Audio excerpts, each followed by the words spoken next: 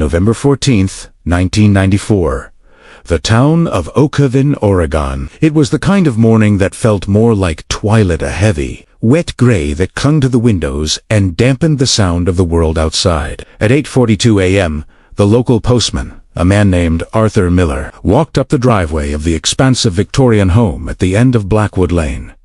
He did this every day, but on this particular Tuesday, something stopped him dead in his tracks. It wasn't what he saw. It was what he didn't hear. For 6 months, the house had been a cacophony of renovation, the buzz of saws, the pounding of hammers, the shouting of contractors.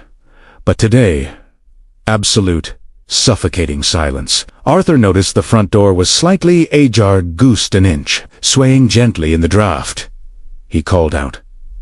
No answer. Pushed by a worry he couldn't quite name, he stepped inside. What police would find inside that house would not be a scene of chaotic violence. There were no overturned chairs, no shattered glass, no signs of struggle. Instead, they found a dinner table set for 4. The food was still on the plates, cold and decayed, frozen in time like a macabre photograph. The family, the Caldwells, were gone. Their cars were in the driveway. Their wallets were on the counter.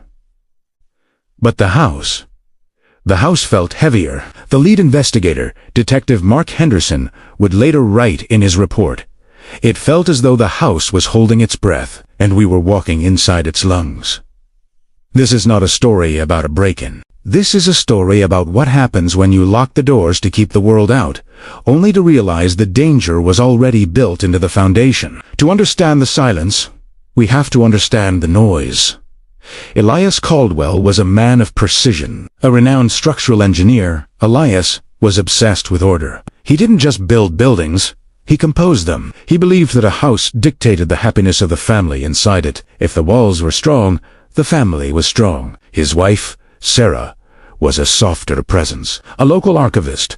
She loved history, stories, and preservation. Together with their 2 children, 10-year-old Leo and 8-year-old Mia, they were the picture of the American dream.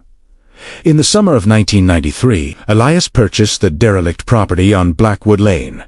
It was a fixer-upper, but to Elias, it was a blank canvas. He told neighbors he was going to turn it into a fortress of solitude, a place where his family could be safe from the rising crime rates in the city. But shortly after the purchase, Elias's behavior began to shift. It was subtle at first. He fired the contractors he had hired, claiming they were cutting corners and compromising the integrity of the seal. He decided he would finish the renovations himself. Sarah mentioned to her sister in a phone call that Elias was working strange hours. He would spend entire nights in the basement, drawing up new plans. He became obsessed with soundproofing. He told Sarah that the outside world was too loud, that it was leaking in. He began installing heavy, industrial-grade insulation. He boarded up the windows on the ground floor, replacing them with triple-paned glass that didn't open. To the outside world, he was a dedicated father, building a safe haven. But inside, the atmosphere was curdling. Friends who visited noted a strange smell, not unpleasant, exactly, but chemical, like drying concrete in ozone. They also noted that Elias never sat down. He would pace the perimeter of the rooms, running his hand along the drywall, listening, always listening. He wasn't building a home anymore. He was building a cage. By October 1994, the Caldwells had effectively vanished from social life. Leo and Mia were pulled out of school for home tutoring. Sarah stopped showing up to her volunteer shifts at the library. The neighbors, however, didn't report silence. They reported the opposite. Mrs. Higgins, who lived next door, called the non-emergency line 3 times in 1 week. She complained of mechanical humming coming from the Caldwell house at 3 in the morning. She described it as the sound of a large ventilation system, or perhaps a generator running deep underground. When police did a welfare check on October 20th, Elias answered the door. He was gaunt, his eyes rimmed with red, covered in plaster dust. He was polite, calm, and articulate. He told the officers they were just finishing up some complex interior remodeling. He called Sarah to the door. She appeared, smiled, and assured the officers everything was fine. But the officer noted something in his logbook that night. He wrote, "Mrs. Caldwell looked dimmed.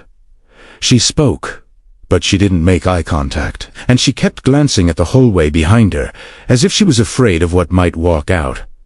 That was the last time anyone saw Sarah Caldwell alive. The escalation wasn't explosive. It was a slow constriction. Letters sent to the house began to pile up, unopened. The milk delivery stopped because the previous bottles hadn't been taken in. And then the construction noise stopped. The drilling, the hammering, the sawing it, all ceased abruptly on November 1st. For 2 weeks, the house in Blackwood Lane sat in stillness. No cars left.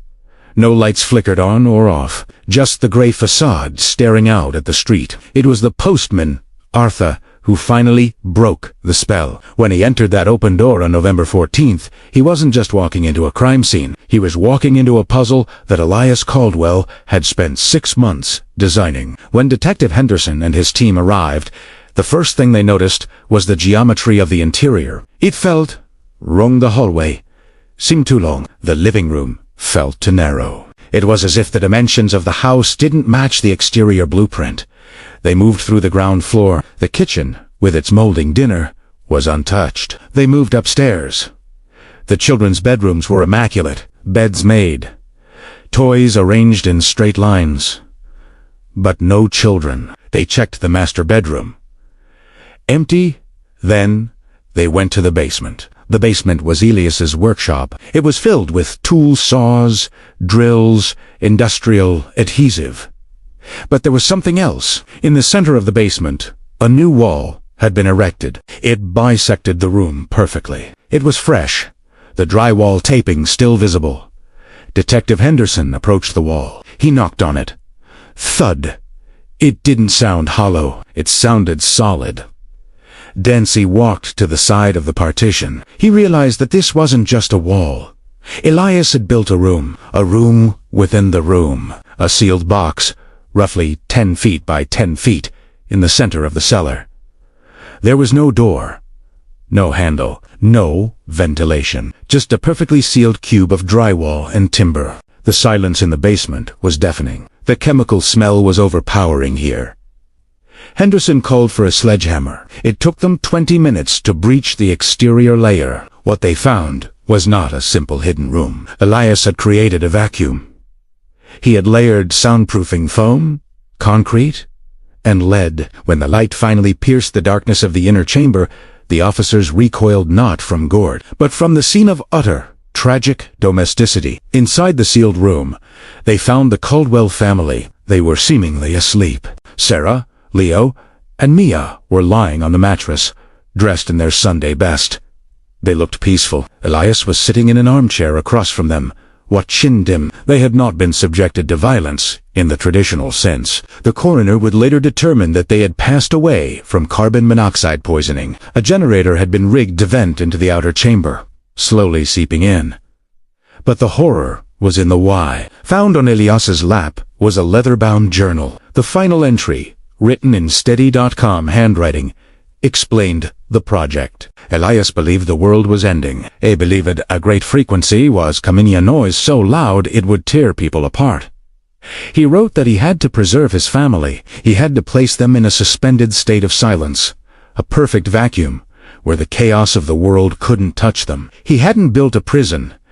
In his mind, he had built an ark. Elias Caldwell didn't hate his family. He loved them with a toxic, consuming intensity that distorted his reality. He sealed them inside the walls of his own making because he believed it was the only way to keep them together forever. The house on Blackwood Lane was eventually demolished. No one wanted to buy it. They said that even after the walls were torn down, the silence remained. The case remains a chilling reminder that sometimes the most dangerous place in the world isn't a dark alley or a stranger's car. Sometimes the danger is the very person who promised to keep you safe.